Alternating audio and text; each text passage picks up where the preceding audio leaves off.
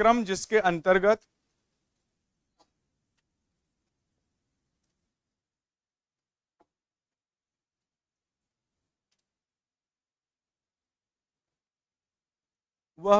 जिसके अंतर्गत किसी पारिस्थितिक तंत्र में या किसी पारिस्थितिक तंत्र के, ये लिखो, किसी पारिस्थितिक तंत्र के विकास के क्रम में, विकास के क्रम में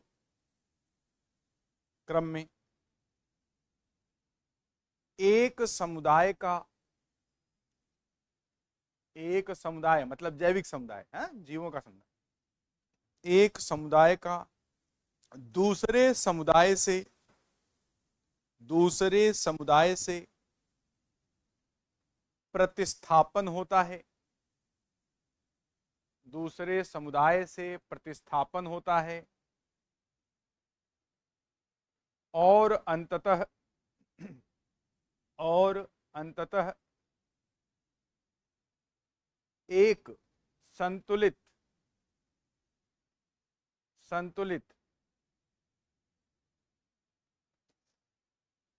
पारिस्थितिक तंत्र अस्तित्व में आता है, अस्तित्व में आता है, अनुक्रमण कहलाता है। अनुक्रमण कुछ भी लिख दो, अनुक्रमण कहलाता है।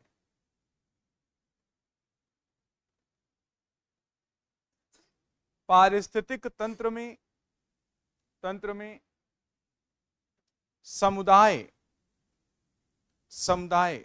में विकास की प्रावस्थाओं को, समुदाय में विकास की प्रावस्थाओं को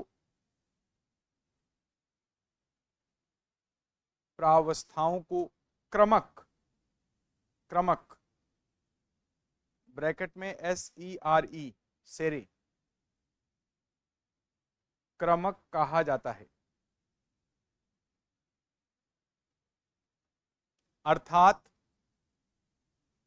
अर्थात इसके अंतर्गत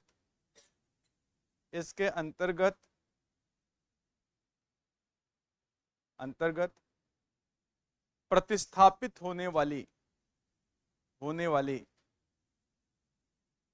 सभी समुदायों के क्रम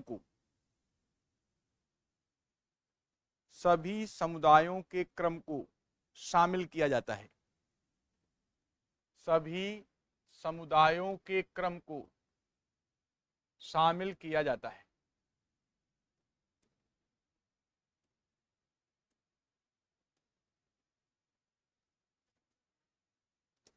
अब पहले ध्यान दो, इधर देखें, अगर ऐसे यहां ध्यान दो, चलो अनुक्रम या अनुक्रमण बोला था कि अनुक्रम बोला था पहले? हाँ, तो अनुक्रमण लिखो। अनुक्रमण के अंतर्गत निम्नलिखित प्रावस्थाएं मतलब स्टेजेस शामिल की जाती हैं, निम्नलिखित प्रावस्थाएं शामिल की जाती हैं।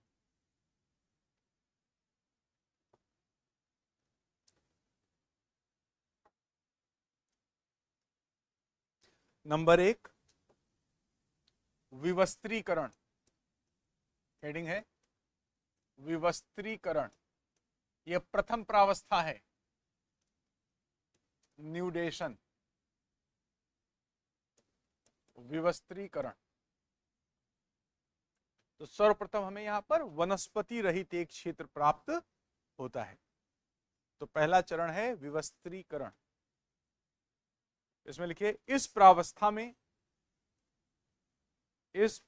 में सर्वप्रथम वनस्पति रहित क्षेत्र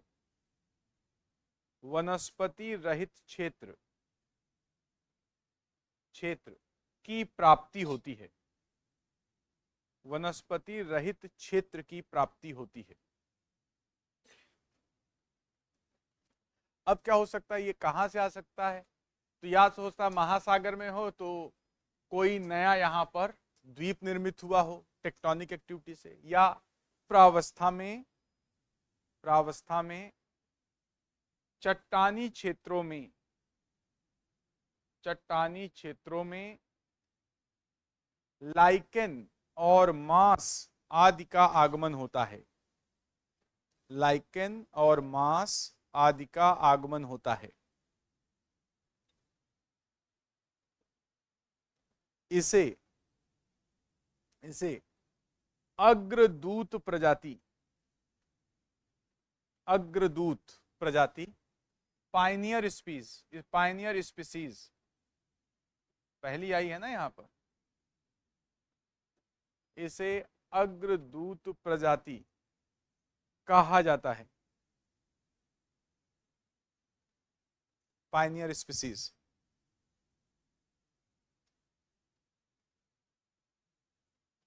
फिर नेक्स्ट है नंबर 3, आस्थापना।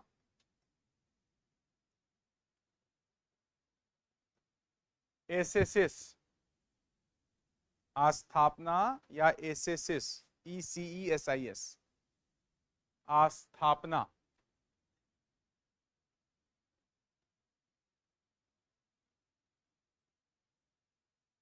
इसमें लिखिए लाइकेन तथा मांस द्वारा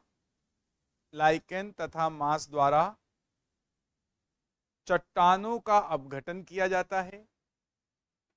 लाइकेन तथा मांस द्वारा चट्टानों का अपघटन किया जाता है,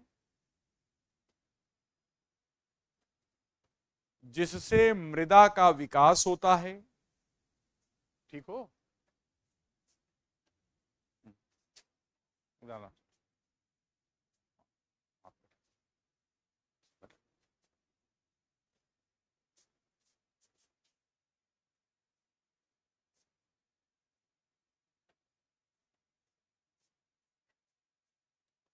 जिससे मृदा का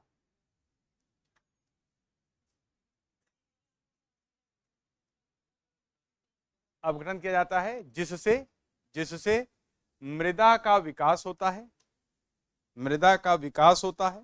और पौधों की अन्य प्रजातियां अस्तित्व में आती हैं,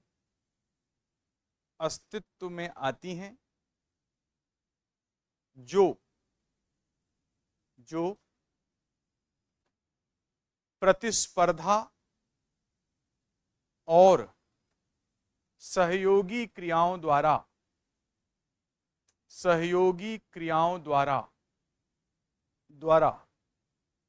स्वयं को स्थापित करती हैं,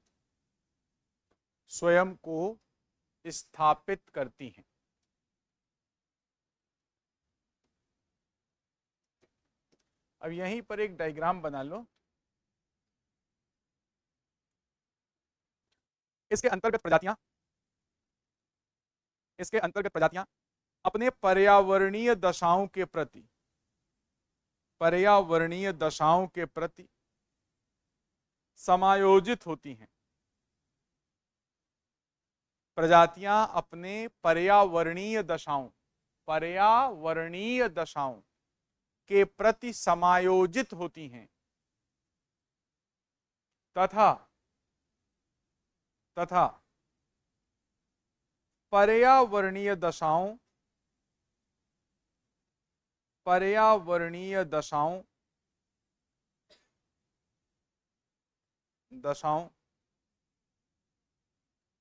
में भी परिवर्तन होता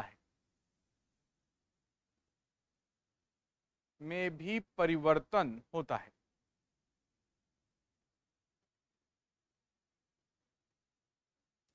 ठीक है ना? तो यह प्रक्रिया स्टेबलाइजेशन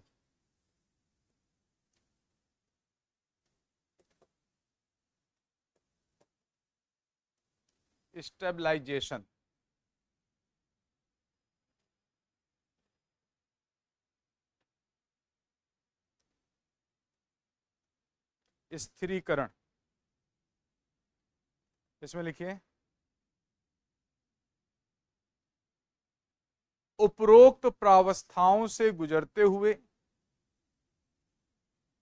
उपरोक्त प्रावस्थाओं से गुजरते हुए, स्पेलिंग स्टेप बी आई होता है, स्टेबिलाईजेशन, उपरोक्त प्रावस्थाओं से गुजरते हुए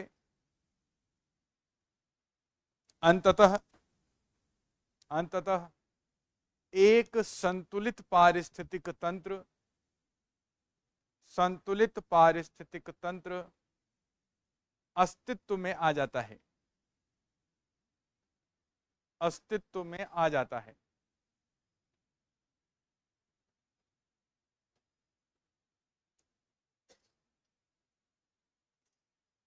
तथा यहां पाए जाने वाले समुदाय को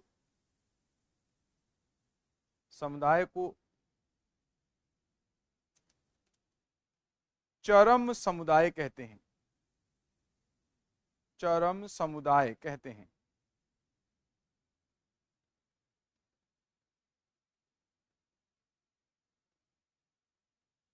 ठीक है ना। तो कोई भी आप इकोसिस्टम देखते हो तो इसी प्रक्रिया से क्या है, गुजर रहा होता है। ठीक है। अनुक्रमण को प्रभावित करने वाले कारकों को प्राकृतिक और मानव जनित,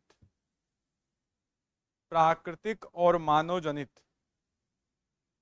कारकों में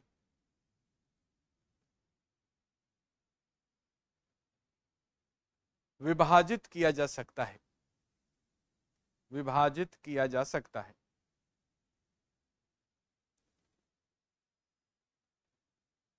जलवायु, जलवायु, मृदा, मृदा और भू आकृतियां, जलवायु, मृदा और भू आकृतियां प्रमुख प्राकृतिक कारक हैं, प्रमुख प्राकृतिक कारक हैं।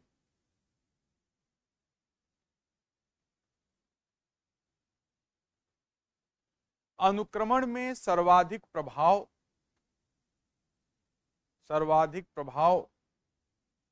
जलवायु का पड़ता है, जलवायु का पड़ता है।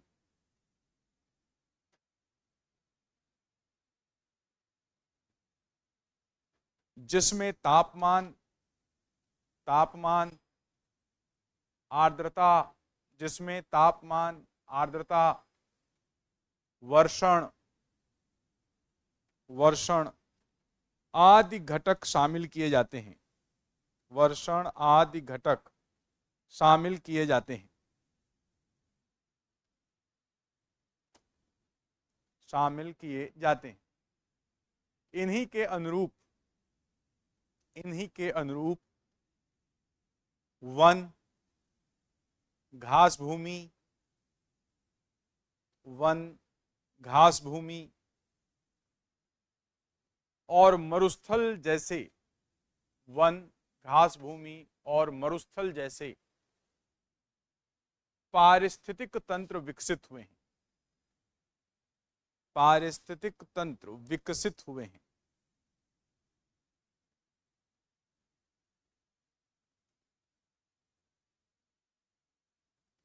पैराचेंज।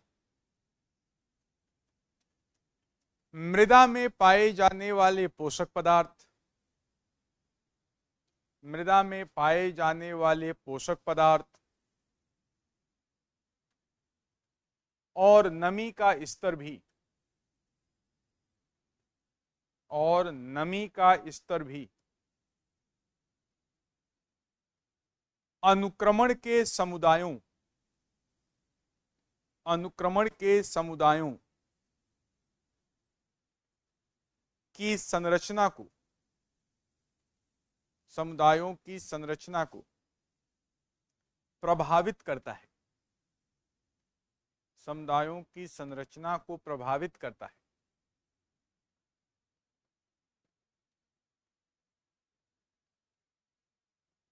घास क्षेत्र में, घास क्षेत्र में वनों, वनों के विकास की प्रक्रिया, वनों के विकास की प्रक्रिया जल की कमी के ही कारण, मतलब मृदा में आर्द्रता यहां कहने मतलब है जल की कमी के ही कारण अवरुद्ध हो जाती है, के ही कारण अवरुद्ध हो जाती है।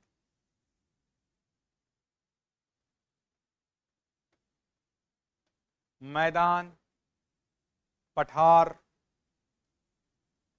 मैदान, पठार, पर्वत, पर्वत आदि भू आकृतियां, या आदि भू आकृतियों कर दो, आदि भू आकृतियों, आकृतियों की विशेषताओं के अनुरूप ही, विशेषताओं के अनुरूप ही यहां विशिष्ट समुदायों का विकास हुआ है,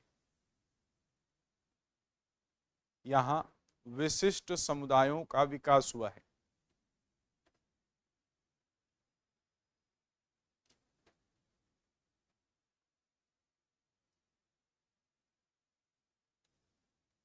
पैराचन